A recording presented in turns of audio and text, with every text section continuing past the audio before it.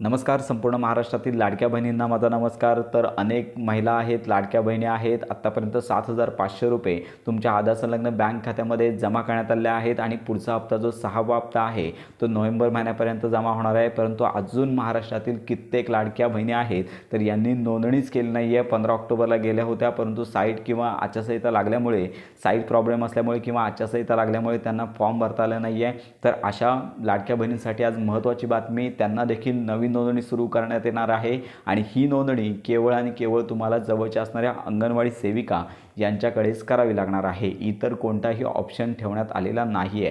साधारणतः 24 तारखेला सुरू होणार नाही आहे.